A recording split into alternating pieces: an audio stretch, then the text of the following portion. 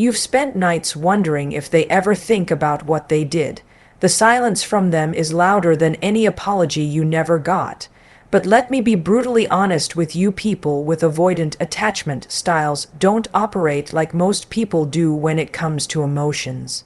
They don't run towards discomfort, they run away from it. So here's the truth. If you want a genuine apology from an avoidant, begging, over-explaining, or trying to fix, the connection will never work.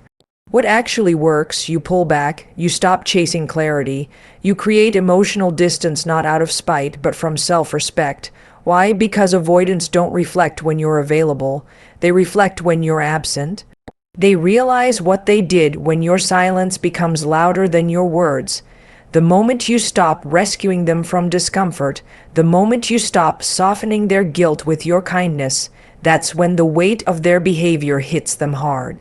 And sometimes, yes, it takes space, it takes boundaries, it takes letting them feel the absence of you. And no, this isn't about manipulation, it's about restoring balance, because when you stop making excuses for them, when you choose yourself, you hold up a mirror to their behavior.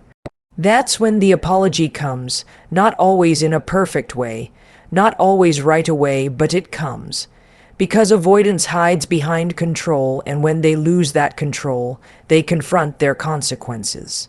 So if you're waiting for an avoidant to apologize, stop waiting, start acting, reclaim your energy, set your boundary, and let your absence do the talking. That's the key, that's the shift, that's what actually works. Avoidants fear emotional discomfort. They aren't wired to sit with feelings that make them feel exposed or uncertain. When things get emotionally intense, when the conversation turns real, raw, or vulnerable, they don't lean in.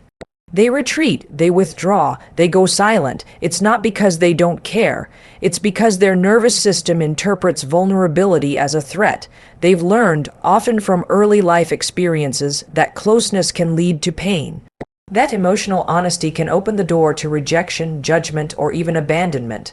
So when you say, "We need to talk," what they hear is, "You're unsafe." When you ask, "How are you really feeling?" they hear, "You're about to lose control." This isn't about you. It's about the way their brain has been trained to protect them. Disconnection is their defense. Emotional distance is their survival strategy. And the frustrating part, they might even seem calm on the surface. Cold, unbothered, but underneath that emotional detachment is anxiety. Not the kind they express with words, but the kind they silence with space. So when you express hurt or share how their behavior affects you, they shut down. Not because your feelings don't matter, but because they don't know how to hold them. To feel close and also feel safe feels impossible to them, so they avoid, they ghost, they minimize, they change the subject. They intellectualize instead of empathize. They may even blame you for being too emotional just to regain control. Because if they can make you feel wrong, they don't have to face the discomfort of their own emotional responsibility. Avoidants don't fear commitment the way people assume. They fear the vulnerability that comes with true connection. They want love, but they want it at a distance. They want intimacy, but only if it doesn't ask too much of their emotional core. And when the relationship starts to feel too real, too exposed, or too deep, their instincts scream, pull away, escape, protect yourself. You may take it personally, you may think it's about your worth. But their avoidance isn't proof that you're unlovable. It's proof that they don't feel safe loving deeply, not yet, not fully, not consistently, and until they confront their fear of emotional discomfort, they'll continue running from the very thing they crave most. Chasing them for closure pushes them further away. The more you reach out, the more they retreat. The more you ask, "Why did you do this?" the more silent they become. You think if you just explain your side one more time, they'll finally understand. You think if you just show how much you care, they'll finally see your pain and offer you peace. But that's not how avoidants work. Avoidants don't move closer when you press harder. They feel overwhelmed by emotional intensity, even when it's coming from a place of love. To them, your need for clarity feels like pressure. Your need for answers feels like confrontation. And even though you're not attacking them, even though you're simply asking for honesty, they experience it as emotional risk. So they shut down, they ghost, they disappear into silence or worse, pretend like nothing happened. And the more you try to pull them back, the more they slip away. This is why closure becomes a trap. You believe if you could just have one final conversation, you'd feel better. You believe if they just acknowledged the hurt, you could move on. But in reality, you're often trying to heal a wound with the very person who caused it. You're handing your peace to someone who doesn't know what to do with it, and the deeper truth, they may not even know how to give you what you're asking for, not because you don't deserve it, but because emotional accountability feels like a threat to their control. Avoidants fear being exposed not just by your pain, but by their own role in it. Closure requires presence. It requires openness. It requires staying in the room when things get hard. And that's exactly what avoidants struggle to do. So when you chase them, you're not pulling them closer. You're reinforcing their belief that connection equals pressure, that love means losing their emotional safety, and eventually you're the one left exhausted, left rereading your messages, left rewriting the same thoughts in your head, hoping the ending will change, but chasing them won't heal you. It won't give you the closure you're searching for, because real closure doesn't come from them. It comes the moment you stop running in circles for someone who was never ready to meet you where you were. It comes when you decide that peace is more important than answers, that self-respect matters more than one last reply, and that letting go is not weakness, it's freedom. You must pull back and stop seeking validation from them, not because you don't care, not because you're trying to play games, but because your peace depends on it. When you constantly look to them for reassurance, for clarity, for proof that you matter, you hand over your power. You begin to base your self-worth on their emotional availability, and that is a dangerous place to live. Because with an avoidant, that validation is inconsistent. One day they're warm, the next they're cold. One moment they reply with softness, the next you're met with silence, and without realizing it, you start chasing their approval like a lifeline. You replay every interaction. You question what you said. You wonder if maybe you were too much, too needy, too emotional. But that's the trap. Their avoidance trains you to shrink yourself just to keep the connection alive. You begin editing your truth. You start filtering your feelings. You learn to suppress what hurts just to stay close. But what's the cost? The cost is your voice, your boundaries, your sense of self. Every time you reach for their validation, you're asking someone who avoids their own emotions to hold yours, and that never works.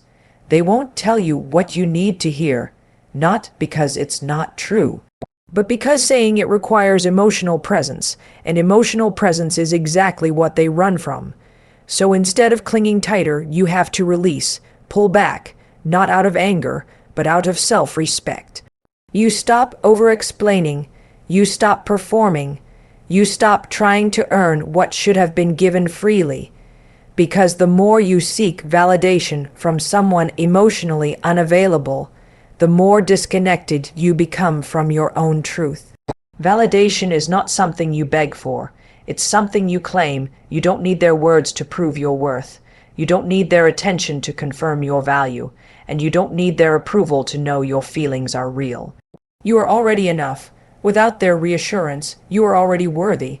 Without their praise, and when you stop seeking validation from them, something powerful happens. You begin to validate yourself. You begin to trust your gut again.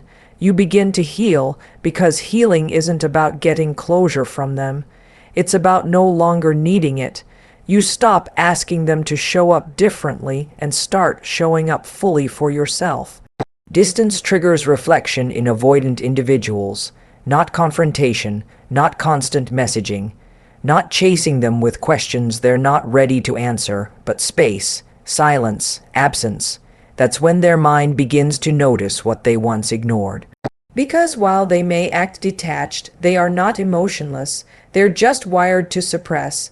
They don't process emotions the way others do in the moment, in the conversation, in the heat of emotional intensity.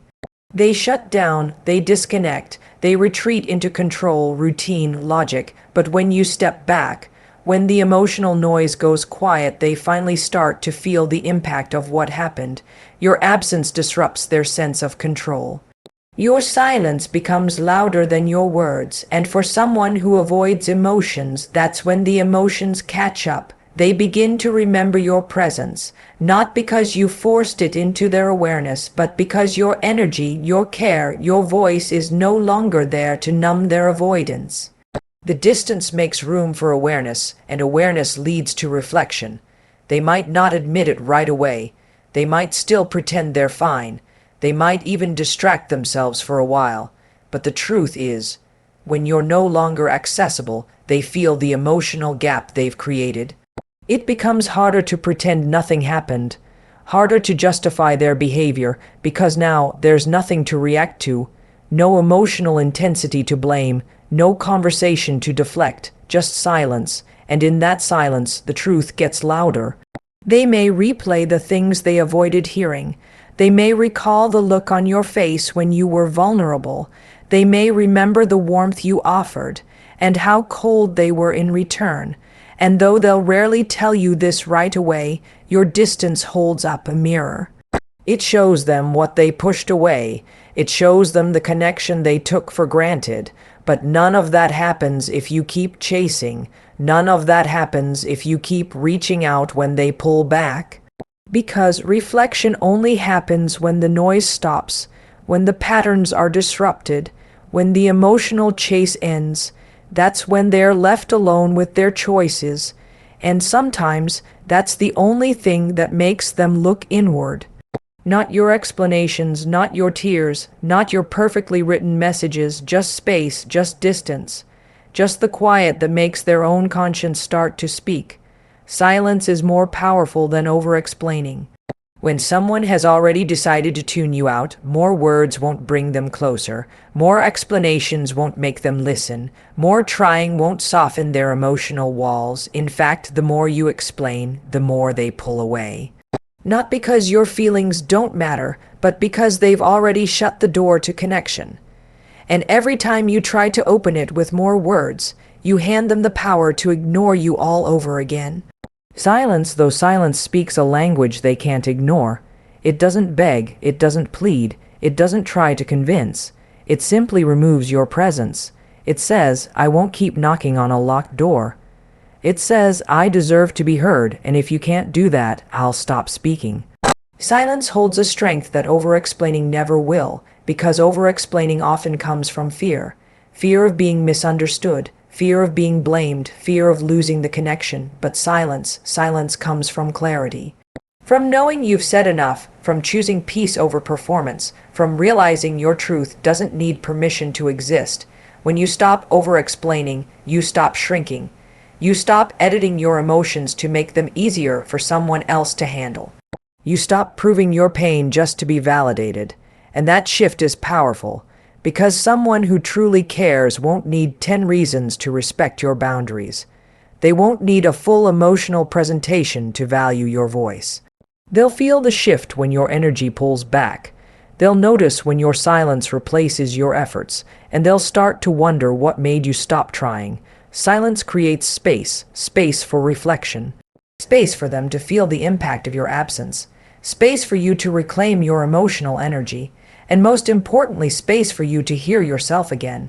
Because sometimes the loudest clarity comes not from what you say, but from what you no longer feel the need to say. When you stop over-explaining, you stop asking someone else to hold your truth. You hold it for yourself. You stop reaching for closure in conversations that only leave you empty. You let silence speak for you. And in that silence, you find your strength.